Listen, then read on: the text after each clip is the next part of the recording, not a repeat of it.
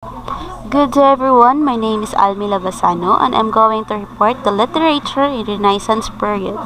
So, what is Renaissance? The word Renaissance is a French word which means rebirth. It is called Renaissance or rebirth because it symbolizes the beginning of a new era or the renewed interest in classical learning, particularly in the writings of ancient Greece and Rome. And it is also said that Renaissance is the start of the modern age.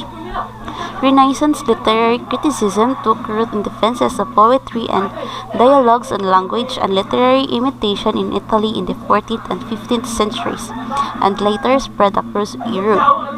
The thinkers or the intellectual of this period are called humanists, who believe that the man should be the subject of study and not God, as the church had thought during the medieval period. Unlike the medieval era, humanists thought that the subject of study should be man instead of God. So that is why in the Renaissance era in Europe and England was marked by a change in the way people thought about themselves in the world. No longer content with the fixed religious beliefs of the Middle Ages, people became more interested in expanding their own knowledge. Renaissance literature. In contrast to the religion-driven aspects of literature found during medieval times, Renaissance thinkers reverted back to the idealism of classical civilization during AD 1500 to 1660.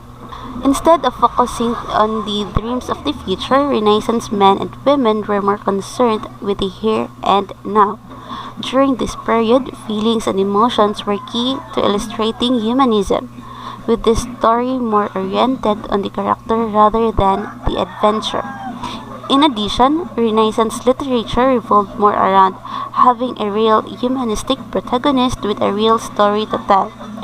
For example, John Milton, in his notorious epic poem Paradise Lost, illustrated a more humanistic and prideful Lucifer who craves power in heaven. You can see the change of ideas from the religious medieval literature into the secular themes of Renaissance literature. Then, characteristics of the movement. These are the most important characteristics of the Renaissance movement. First, the dominant forms of English literature during the Renaissance were the poem and the drama. Drama subgenres are tragedy and comedy. Comedy, a form of literature that deals with the life in a humorous manner, while the tragedy is a literary work in which the character is destroyed by forces beyond his or her control. Then, the next one, playwrights mix things up by manipulating the traditional genres of tragedy and comedy. These genre-bending works lead to the birth of the tragi-comedy. Example of this is the Shakespeare's The Merchant of Venice. Then the last one, Renaissance literature dealt much more with human characteristics and behaviors, leaving behind the religious and metaphysical subjects of the medieval era. Again, in the medieval period, though their characters were given human characteristics, their personalities transcended to those fictitious figures, for examples, God, saints, etc. Then the next one, invention of printing press. It was invented by Johannes Gutenberg, invented in 14th century. It dramatically changed the way people receive information, and no longer the elite or nobles the only ones who has access to books, newspaper, journal, etc., but also the common, ordinary people. Since before it was discovered, books are only written by hand and kept and preserved by monks and Byzantine and Islamic scholars. Aside from easy reproduction, it also changed the whole social economic of reading and learning, since literature is no longer a rare field and privileged domain in which previously one document was read aloud to a group of people, or in the oral tradition, biblical or humorous stories were memorized and then passed down orally. So with the sudden increase of printed material, communal reading and oral tradition gradually gave way to silent individual reading.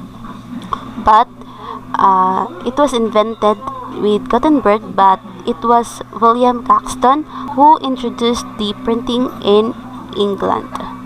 Then the next one is the major themes of in the Renaissance. Humanism, human potential, human progress, and expansion of human knowledge. The second one, secularism, a greater emphasis of non-religious values and concerns. Then the last one, individualism, focus on the unique qualities and abilities of the individual person. Change from medieval to Renaissance. First is their language. In medieval literature, it was written in Old English and Middle English, a linguistic period running from 1150 to 1500. Middle English incorporated French, Latin, and Scandinavian vocabulary, while in the Renaissance literature was written in early modern English, a linguistic period running from 1500 to 1700. Early modern English literature reflected widespread effort to make English more uniform grammatically. Then the next one, there are more known authors. In medieval literature, mostly of their authors are anonymous. Medieval authors often tended to retell and embellish stories they heard or read rather than invent new stories. While in the Renaissance, they gave their ownership in their books so that we know a lot of Renaissance authors. Then the last one is their perception and values.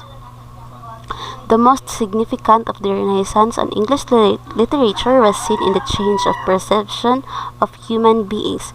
It was also seen in the great uprise of secular writings embodied in the poems and sonnets of the Earl of Surrey, Thomas Wyatt and Sidney, Sir Thomas More's Utopia, John Hayhode's Interludes, and writing of Thomas Sackville concerned with man's emotion and experiences. And by the way, sonnet was introduced by Wyatt and Earl of Surrey from Italian poetry.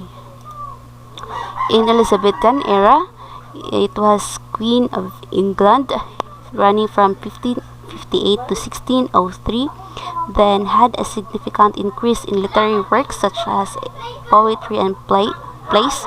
Then Shakespeare was extremely influential. The last one, considered to be one of the best periods of English history. These are the great writers from the Renaissance period. There are lots, but I choose some most influential writers of the movement. First is Christopher Marlowe in Elizabethan age, named by the critics as the father of English tragedy.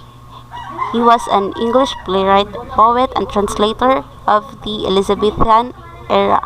Next is William Shakespeare, also in Elizabethan age. He was an English poet, playwright, and actor, widely regarded as the greatest writer in English language and the world's greatest dramatist. Then, the next one is Sir Philip Sidney. He was also from Elizabethan age. He was notable for his poetry and literary criticism, and also considered the ideal gentleman of his days. Then, John Milton. He is from Caroline age, most famous for his epic poetry. He was also an English poet, polemicist, man of letters, and civil servant for the Commonwealth of England under Oliver Cromwell. Then, next one is Andrew Marvell. He is from Commonwealth period, considered as one of the best metaphysical poets. Next is Edmund Spenser from Tudor dynasty, known as the Prince of Poets, who invented the 9-line stanzas. Then the last one, the only woman in the Renaissance period writer, is Emilia Lanier, from Jacobean period, the first woman to assert herself as a professional poet. And I think that's all. Thank you.